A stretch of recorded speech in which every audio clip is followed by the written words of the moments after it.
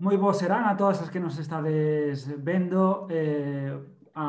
Benvidas a unha nova sesión deste ciclo de diálogos desde a periferia da Fundación Galiza Sempre, coa colaboración da Deputación da Coruña. Un ciclo que comezou en plena pandemia, xa dende o pasado mes de maio, no que periódicamente teñen lugar unha serie de conversas con unha serie de persoas senlleiras en diferentes eidos. Nesta ocasión, pois a temática que escollemos, China após o COVID-19, pois ten que ver un pouco con os posíveis os máis que probáveis cambios xeopolíticos derivados desta crise sanitaria que estamos a padecer. Esta realidade que afondaremos coa nosa convidada de hoxe, que é Marola Padín. Boa serán, Marola. Os serán a todos. Marola é licenciada en Políticas, en Ciencias Políticas, especializada en Relacións Internacionais, investigadora na Chinese Academy of Social Science, profesora visitante na Jiangsu Normal University, e actualmente vicedirectora do Instituto Galego de Análise e Documentación Internacional, o IGADI, e analista do Observatorio da Política China. O seu foco de atención centrase en minorías étnicas, a situación das mulleres chinesas e a política interna de China. Entón, pois, máis dilación, Marola, para comezarmos, en torno a COVID-19, o COVID-19 China, que elementos consideras ti que son realmente chave para entender precisamente o que está acontecendo na China a diferencia de Europa ou de outras partes do mundo, prácticamente de todo o mundo, excepcións que o bo control que actualmente ten a China da pandemia que estamos a padecer. Pois vos serán a todos, moitísimas gracias, tanto a Fundación e a todos os organizadores, e a ti, Rubén, pola presentación. Pois nada, comentar que a pandemia xa levamos un ano dela, que curto prazo de tempo, pero si ben é certo que a primeira pandemia, por decirlo así, retransmitiu en directo, non? A boa xestión de China cabe destacar que non todo é branco ou negro, e si ben é certo que se pode calificar como boa agora mesmo, non o foi o seu comenzo. Os seus comezos foron, poderíase incluso calificar de caóticos. Debido a que razóns? Pois primeiro a tardanza, a documentación a que se ten acceso amosa que houve unha tardanza de incluso 23 días, que isto é moito, no diagnóstico dos primeiros pacientes que apareceron con sintomatoloxía do que logo se deu en chamar a COVID-19. Estas primeiras actuacións tiveron un retraso debido á falta de recursos e tamén de persoal médico, o cal levou pois incluso a unha ocultación de información. Tamén é certo que unha vez que eso quedou xestionado, a rapidez coa que se produxo a resposta das institucións chinas a pandemia foi moi rápida e bastante eficaz. Entón, todo hai que decirlo, pois, bueno, un pouquiño de claridade. Logo sí que se levou a cabo, como dicía, de maneira rápida, porque tamén é certo que eles teñen certa experiencia en pandemias. Nos aquí, pois xa hai moitísimo tempo que non temos unha, dende esas que estudiamos no bachillerato, a peste negra e todas estas anteriores, pero sí é certo que eles moi recientemente tiveron a gripe aviar e tiveron outras enfermidades de calado que necesitaron dunha xestión, dun manexo da situación eficaz. O que se produxo foi, ademais, unha claridade no protocolo a seguir e unha rixidez nas medidas. É dicir, o que nós chamamos confinamento xa está, era confinamento puro e duro. Ademais, foi incluso estremecedor ver esas imaxes que antes da crise estaban cheas de xente, de ruido, de tráfico, a ver rúas completamente baleiras, como se foran cidades fantasma. Pero eso era o que facía falla facer, porque o virus non sabe nin de reglas, nin de leis, nin de nada. O virus é unha pandemia como esta é a máxima expresión da lei darwinista. Sálvese o que poida. O sea que o seu manexo e a súa control debe de ser moi forte. A nivel urbán, que é un pouquiño máis fácil de xestionar, puxéronse barreiras físicas, de maneira que existía un control moi medido da saída ou da permisión de saída e entrada de persoal, tanto sanitario como de cidadáns. A entrada de víveres producíase mediante un intermediario, de maneira que non había cada un dos fogares entrando e saindo para a provisión de comida, por exemplo. As restriccións foron moi rígidas e iso permitiu, como se escoita nos medios, baixar a curva en menos tempo e de maneira máis drástica. Tamén é necesario nun país cunha densidade de población bastante alta, nun país no que durante toda a súa historia a súa poboación estaba no rural, pero que dende hai un tempo hai máis poboación en ámbito urbano que en ámbito de campo. Entón, as cidades tiñan que estar moi ben controladas e así o fixeron. Ademais, o que se centrou, a estrategia básica, foi centrarse na previsión e na rapidez. É dicir, poñer todos os recursos disponibles para facer fronte á pandemia. E non estar como facemos tanto en Europa como en América, de ir sorteando como se fóramos surfeiros ola tras ola. Non. A curva sube se non se corta de raíces, se non se corta de maneira drástica. Entón, pois, prevención e recursos na fronte foi o que fixo que China xestionara de maneira eficaz a pandemia. E, de feito, vímolo como tiveran durante moitísimos meses casos cero e cando sae o primeiro caso, as medidas tamén volven a ser igual de bruscas. Eso tamén supón que existiran, por exemplo, liñas telefónicas de axuda psicolóxica, porque realmente as situacións chegaron a ser moi desesperadas por parte da poboación que estaba sufrindo de outro tipo de. Non te contaxias de COVID, pero sufres outro tipo de enfermedades. Bueno, para todas as que nos estades a ver, pois lembrar que podedes facer as vosas preguntas no espazo de comentarios. Entón podemos tamén realizar en vivo en directo aquí o que queirades preguntar. O contrapunto xeoestratégico a nivel internacional da China, pois un dos contrapuntos son os Estados Unidos, que ata hai nada, pois tiña, como sabemos todas, un presidente bastante imprevisível.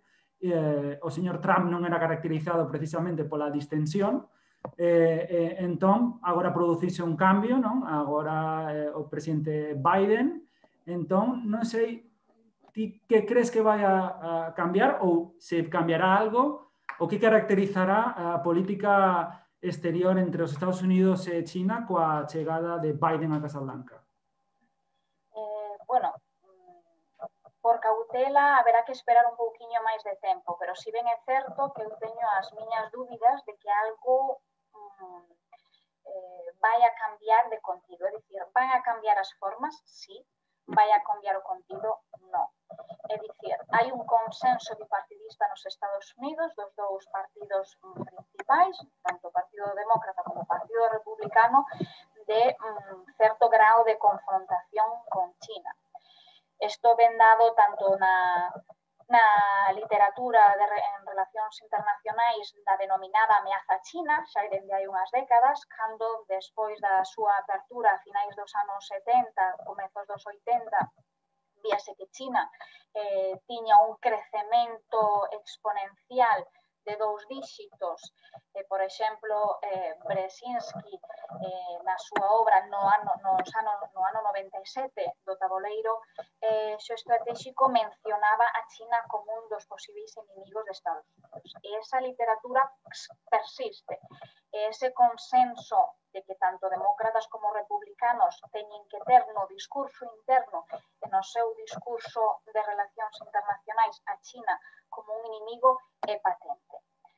Si ben é certo que as formas importan e Biden vai a modificar o seu discurso e sobre todo as súas formas, esperemos que a Twitter policy, esa forma política de empregar o Twitter por parte dunha potencia internacional como é os Estados Unidos, pois remate.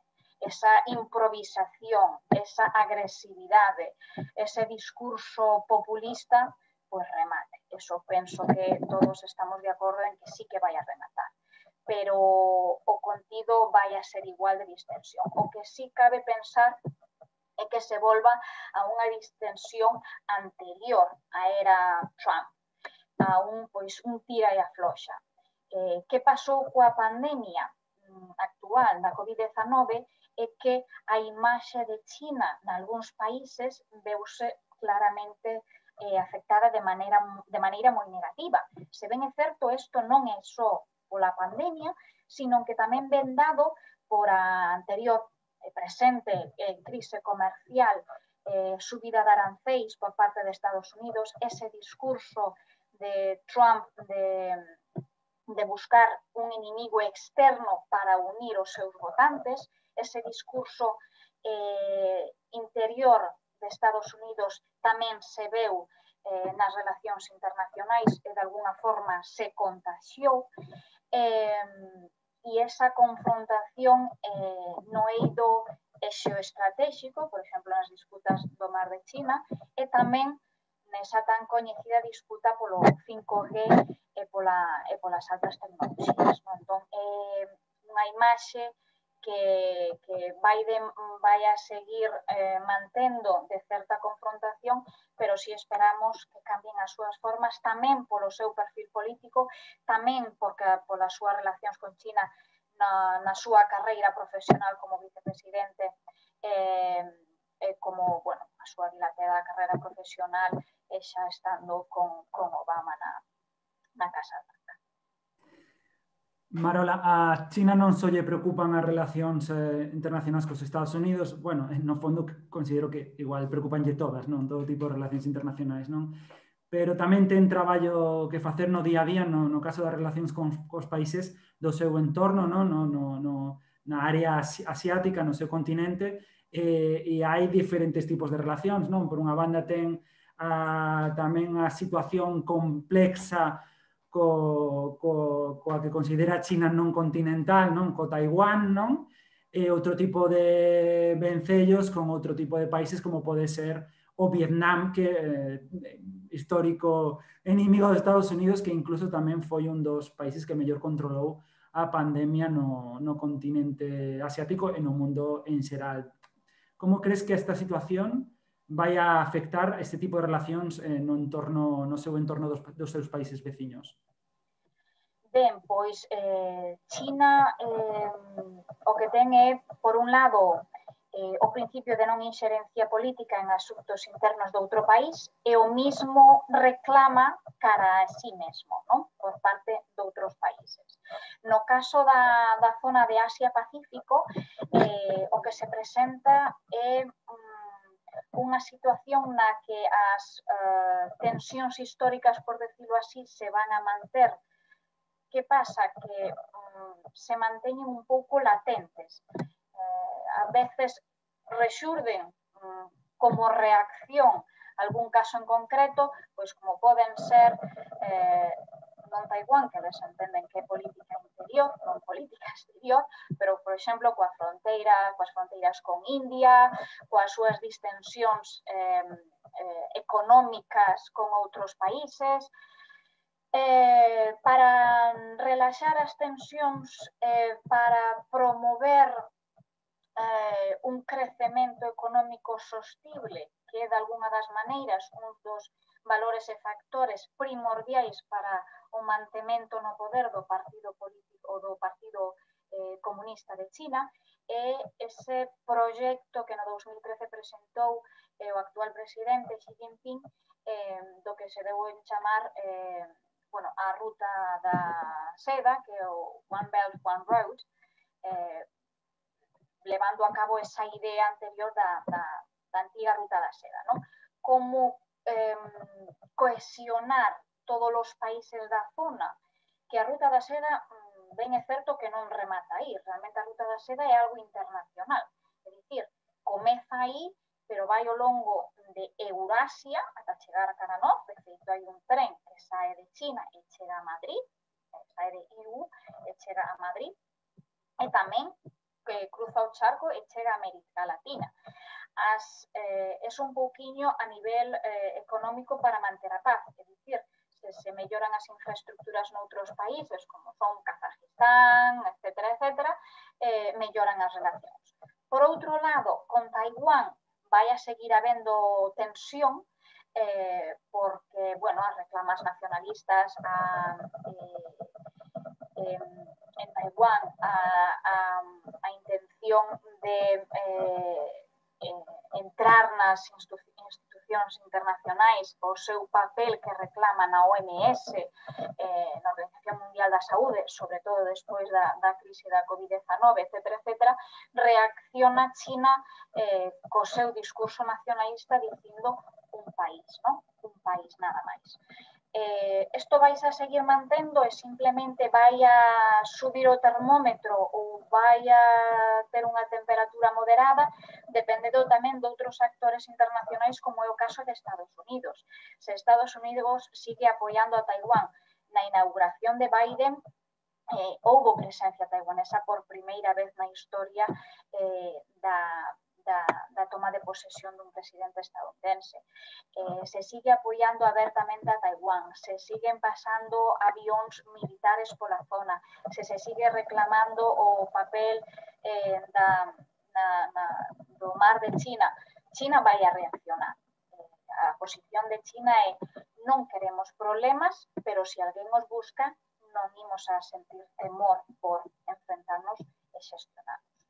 Así que veremos cal é o posicionamento claro e cales son os movimentos de Estados Unidos para ver se o termómetro sube ou se mantén.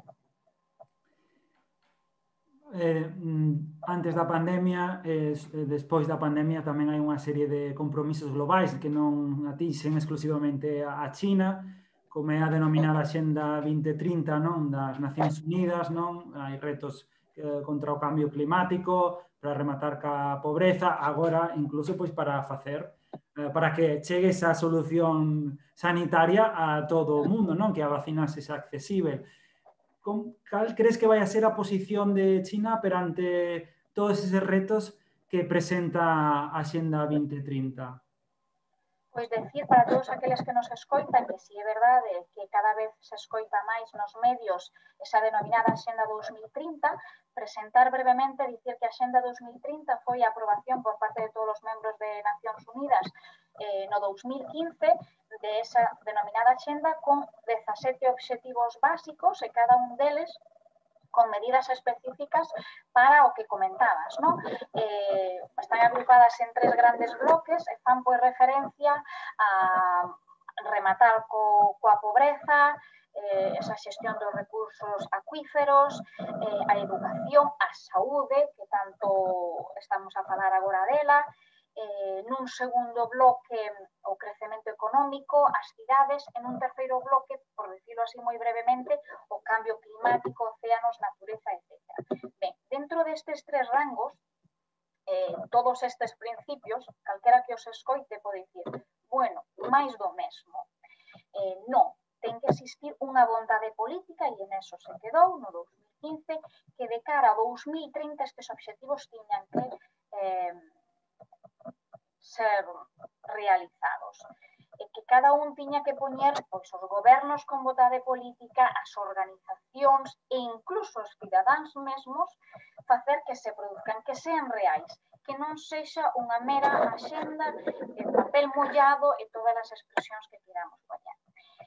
Unha vez dito isto, en relación a directamente a Axenda 2030, China ten un compromiso claro. Por qué? Porque sen estar priorizado é unha prioridade para o país. Como comentaba, comentaba antes, dende as políticas aperturistas de Deng Xiaoping a partir de 1978, rematar coa pobreza era un dos principais obxectivos do país para modernizar o país. O pasar de que dous cidadáns compartiran un bol de arroz a que cada cidadán tivera o seu propio bol de arroz, por decirlo dunha maneira gráfica, era esencial.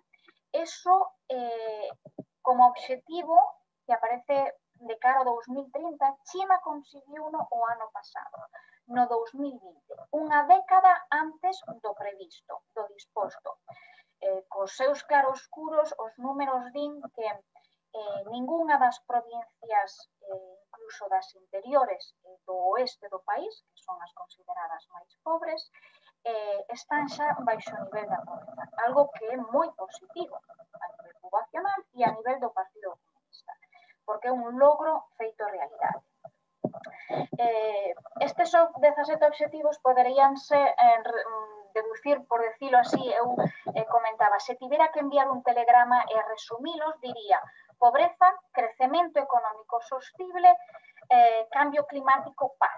É dicir, se rematamos coa pobreza, facémolo mediante un crecimento económico sostible. A palabra sostible é chave, tanto no eido económico como no eido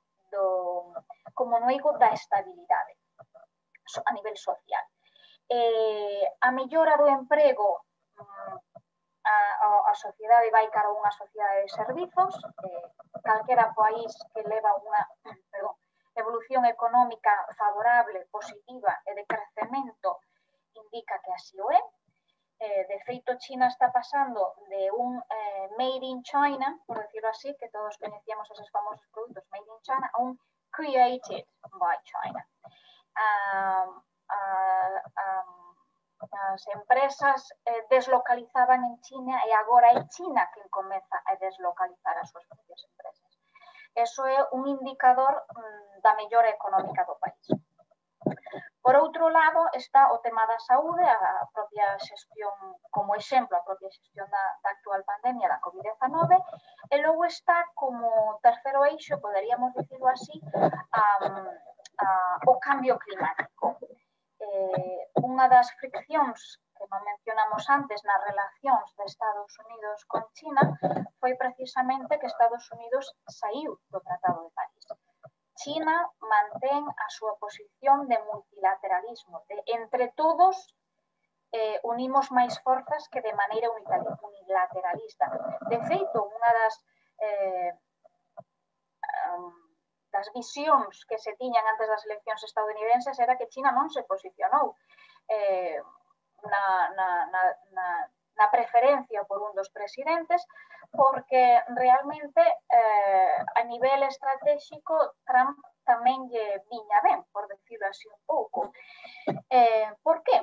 Bueno, pois porque esa visión unilateralista, esa improvisación, esa forma tan caótica de facer política, o que daba unha e tamén a súa loita contra a prensa, a loita de Trump contra os medios de comunicación, daba de China unha visión oposta, unha visión de multilateralismo, unha visión de negociación, unha visión de distensión, tendo en conta que a imaxe en relacións internacionais conta e moito, pois era claramente positiva de cara a China, a pesar de, evidentemente, todas as contingencias existentes na era Trump. Como mencionábamos, o tema do cambio climático é unha das preocupacións moi claras para o Partido Comunista por varias razóns. Primeira, pola poboación. A contaminación é visible, palpable. Nas zonas urbanas, moitas veces o ceo deixa de ser azul e os nenos pequenos pintan o gris. Entón, é algo que se ve, é algo que hai que ataxar, é algo que hai que cortar. As vindeiras xeracións teñen que poder comer peixe e non lembrar que o seu tatarabó lle dicía que ia pescar, non? Isto por dicirlo así, claro. Que fan? Cales son as medidas que o Partido Comunista toma para modificar isto? Pois, claramente, ter moitísimo cuidado coa xestión dos combustibles. China é un país que ainda depende moito, por exemplo, do carbón, que é unha materia altamente contaminante.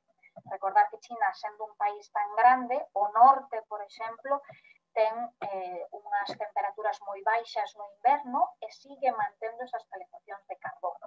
As industrias siguen sendo moi contaminantes. Por outra banda, cabe dicir que está tomando medidas para ataxar eses problemas e para que todo o que se comeza dende cero sexa pois con enerxía verde. A súa aposta polos anéis verdes, pola reforestación de moitas das zonas é patente, é unha xestión que incluso os cidadáns saben. Hai en moitos sitios que a reforestación o que permitiu é volta a que volva a chover. Eso que parece unha cousa tan extrema permite que o aire se limpie, que a contaminación se reduza e que, bueno, se vaya voltando a niveis normais. Queda moito por facer? Moitísimo. Están tomando medidas? Sí. Ademais, outro dos principais focos é a mellora na formación de enxeñeiros e de persoal altamente cualificado tanto en enerxías renovables como en xestión de medio ambiente, etc. Algo que China xa está poñendo nas súas universidades a funcionar e que xa está vendo o seu efecto. Así que o que se espera é un claro avance. Falábamos das relacións da China con diferentes países, se agora volvemos ao noso, a Galiza e China, que oportunidades pode ter Galiza coa China? Para os que o descoñecemos, que valoración, como poderíamos explicar, cales son as relacións, os vencellos que ten políticos o goberno galego a xunta coa China actualmente? Ben, cabe dicir que a nivel europeo, nos, por exemplo, a nivel de España, temos unha clara tendencia dende o sistema universitario cara aos estudios europeos e cara a América Latina. Asia quedou sempre un pouco perdida. Tendo como base eso, significa que non hai moitos especialistas en Asia. Cando hai descoñecemento, hai temor e hai medo. Iso é algo que se está co tempo, digámoslo así, arranxando, poñéndolle solución. Por qué? Porque é necesario que existan traductores, porque é necesario que as empresas, cando teñan un plan de actuación, de investimento, de entrada no país coa súa empresa, vaya, por exemplo, cos seus propios traductores, que non dependa dos traductores de alá.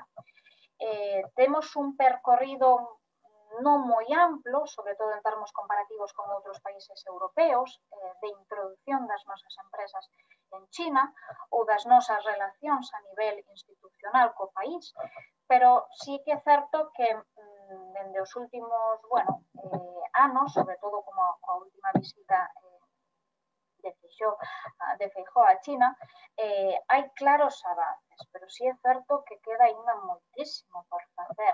Hai moitísima desorganización, pouca transparencia en canto a resultados de cada unha das delegacións que se desplazan a China.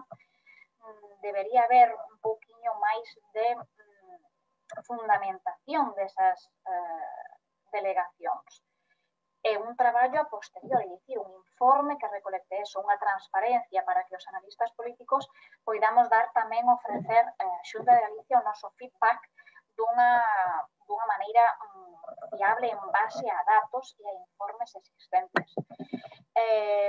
Existen as cámaras de comercio, existiu un traballo bastante bo de intercambio, cada vez máis prodúcense máis intercambios a nivel universitario. Por exemplo, eu podo dicir, cando eu estudiei non había ningún convenio con China e agora hai moitísimos. Si é certo que a outra cara da moneda é que hai moitos estudiantes chinos que deciden vir aquí, pero non hai tantos que deciden ir alá, polo menos durante os estudios universitarios. Logo, a nivel de máster e de becas, existen tanto a nivel comercial como sobre todo para o estudio da lingua, e cada vez máis son os que se atreven a poñer un pé ali. Isto quero pensar que é un bo sinal para que as relacións melloren, para que o noso persoal este máis cualificado tanto a nivel lingüístico como a nivel de mediador entre empresas galegas e empresas chinesas, como a nivel de promoción, como en todos os estadios e fases da introducción dun produto no país.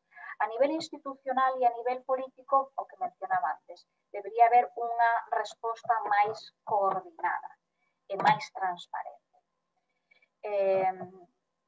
Nós temos un capital relacional, unha diáspora no país xa, que aínda pequena, volvo a repetir, comparada con outros países europeos, pero temos que empregar ese capital, non perdelo, porque a nivel práctico redúcense os custos de transporte, a nivel práctico e laboral podemos empregalos para obter información in situ, para mellorar moitísimas das respostas, para ser máis eficaces, para ser máis rápidos. A palabra chave, por dicirlo así, debería de ser coordinación. A nivel institucional, político, a nivel empresarial e a nivel universitario de conocimiento. Lembrábamos ao inicio que es vicedirectora do IGADI, non? Do Instituto Galego de Análise e Documentación Internacional. Falábamos agora de que ás veces adoitamos a mirar a nivel de relacións internacionais cara a Europa, ao resto de Europa, cara a América. En relación ao IGADI, que postura ten o Instituto sobre o proxecto de lei reguladora da acción exterior e cooperación para o desenvolvemento do noso país, para o desenvolvemento de Galiza? Pois dicir que o IGADI, o Instituto Galego de Análise de Documentación Internacional, é un think tank, naceu nos anos 90, despois nese contexto da Guerra Fría, unha década despois da aprobación do Estatuto galego. A súa prioridade, o seu objetivo, a súa misión fundacional é promover a presenza internacional de Galicia e achegarnos ao mundo desde aquí. En Galicia temos opinión, non?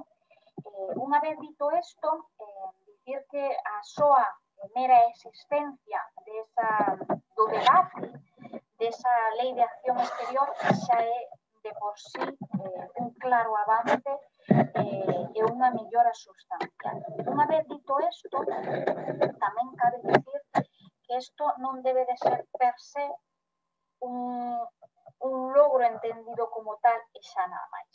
Ten que dotarse de contido, non pode ser unha lei con parches, unha lei que non recolla certos pivotes que nós entendemos que son claves. Desde o IGADI debe de producirse con esta lei un salto de calidade operativo no conxunto das políticas públicas que vencellan a política exterior e a nós co mundo, non? Entón, por exemplo, unha das reclamas é o fortalecemento das asociacións de estudios internacionais de Galicia para que exista unha capacidade de diagnose, de análise, de reflexión, é dicir, de contido, para que exista unha mellora da coordinación e unha resposta máis rápida e eficaz a todas as a nosa presenza no exterior, a todas aquelas incluso coherencias, crises que se poidan producir. Necesitamos ter un corpo forte, capaz de analizar e capaz de dar resposta e así de adaptarnos. Que é algo que, por exemplo, China fai moi ben, adaptase rápido aos cambios. Nós non podemos estar con florituras, por decirlo así. As leis teñen que se dotar de contido e de financiación para que sexan reais, non para que queden en papel en un debate dos políticos no Parlamento.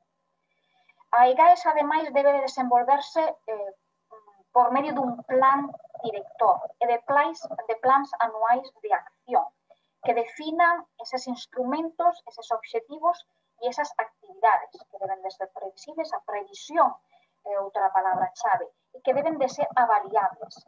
Debe de poder existir unha análise continua do que se vai, do que se fai. Non pode ser curtoplacista, ten que existir un plan de actuación a medio e longo prazo, e non se pode quedar en simplemente un papel con vistas a 4 anos e despois non saber o que pase dependendo do partido que este no goberno. Ten que existir unha liña permanente de traballo, porque nós, a pesar de que estamos na esquina da Península Ibérica, pertenecemos ao mundo e agora xa non existen, entre comillas, distancias. Temos que estar presentes onde sexas necesario. Para eso fai falla un traballo constante, permanente. E, ademais, ter en conta que algo que debe de ser esencial neste debate os países lusófanos. A nosa cercanía a Portugal e de aí o resto de países lusófanos é unha sorte. É unha sorte, temos que aproveitala, non podemos desaproveitala. Non podemos que nos den algo que temos aí e dicir, bueno, pois aí estivo toda a vida. Non pode ser, non pode ser. Macao ten como lingua oficial o portugués. Macao está na outra punta, está en China. Temos que aproveitarlo. É que algo que non ten sentido, non facelo. Entón, dende o IGABI o que temos é a convicción de que este é un bo paso, pero que debe de ser algo máis que un bo paso.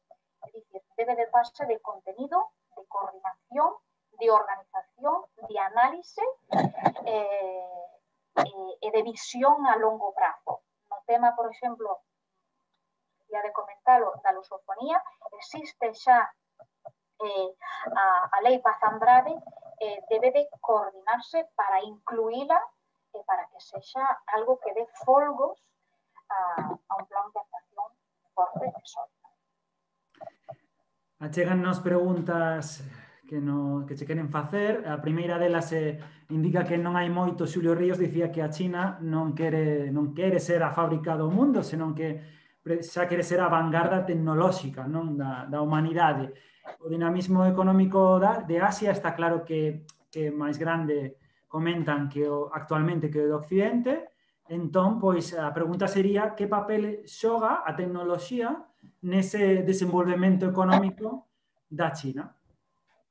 Bueno, nós, por exemplo, a min facíame moitísima gracia cando eu escoitaba a publicidade dos bancos na televisión, e iso que eu vexo moi pouco na televisión, dicindo que xa podías pagar sen os cartos. Digo, pero en China onde vai?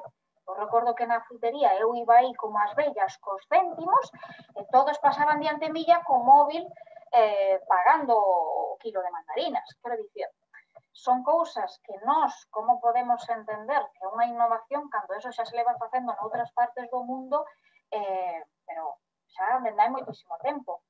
Algo que, por exemplo, nós agora vimos por feito necesario, polo tema da COVID, polo tema de evitar tocar, isto de pagar coa tarxeta sin nem siquiera tocar a denominada TPV, é algo que xa nos é do máis común, non? Do máis rutinario. De onde vai que se facía en China? En China que non utilizan tarxeta, xa pagan con móvil, non? O chat, eso é algo, xa pagas con chat. O sea, entón, a tecnoloxía, desde logo, é algo bo, se sabe empregar ben, como todo, ten a súa parte positiva, ten a súa parte negativa, pero o avance da tecnoloxía 5G é imparable. O que non se pode pensar é que imos a voltar atrás. Sí que é certo, por poñer así un exemplo anecdótico, en Xapón hai uns anos que hai moita xente que rechazaba o tema dos smartphones e volvía a recoller eses móviles que nos chamábamos móviles patata, que non tiñan nin sequera internet para volver a ter calma. A verdade é que eu non o descarto moitas veces, porque cando estás sin internet, ás veces che crea estrés porque non sabes o que pasa, pero por outra parte, fenomenal, eu estou a mar de tranquila. O 5G, a presenza do 5G é inevitable. Non a nivel só de usuario de que vai a mellorar a calidade de moitos programas, senón pensar que a efectos, por exemplo, agora que está o tema da saúde tan candente pola pandemia da COVID-19, que o 5G vai a mellorar moitísimo, tanto en tempo como en custo económico, moitísimas as operacións.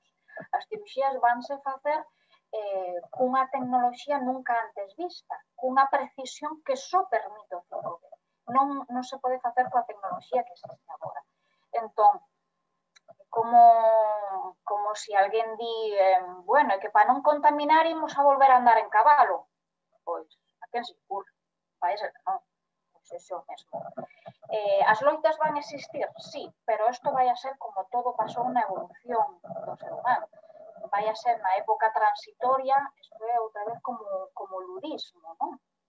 Cando pasou o tema de que rompían as máquinas para non destruir o traballo, agora está pasando outra vez a tecnoloxía, son esas máquinas da revolución industrial que están modificando o mercado laboral en todos os países. Pero outra vez, iso vai a ser un período de transición máis ou menos longo ou curto, dependendo do país e como sexa a súa capacidade de adaptación a esa tecnoloxía, pero unha vez que pase eso, a tecnoloxía tamén vai a permitir crear outros postos de traballos que agora mesmo non existen. Entón, o que vai haber é unha reemplazo duns tipos de traballos por outros, non? Agora non existen conductores de carruaxes de cabalos, pero existen taxistas. Quero dicir, ten que haber unha adaptación ao medio. A tecnoloxía imparable. Chegannos máis preguntas. Comentábamos na presentación que un dos teus focos de investigación é a cuestión de xénero. Entón, a pregunta ten que ver precisamente que papel xoga a muller hoxe en día na China, cales son os cambios que se están a producir nese papel da muller na sociedade chinesa. Pois, neste ámbito, e tamén como muller, non? Pois dicir que os cambios son palpables.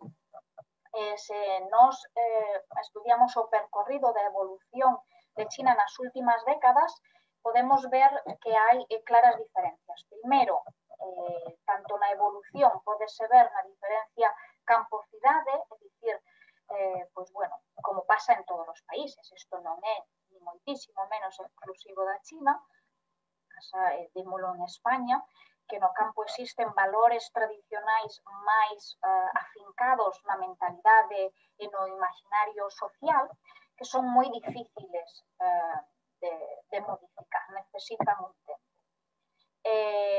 Isto abrangue as mulleres novas, pois, tanto no eido persoal como no eido profesional. É dicir, a formación das mulleres é chave, a educación é chave para a evolución dun país, e no caso de China é patente.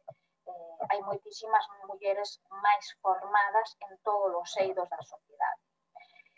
Como dicía, o que está pasando é que cada vez máis mulleres están no mercado laboral do país, pero existen claros atrasos. Primeiro, porque a igualdade de xénero, a pesar de que o Partido Comunista moitas veces fai alusión a él, non é tan palpable na realidade práctica.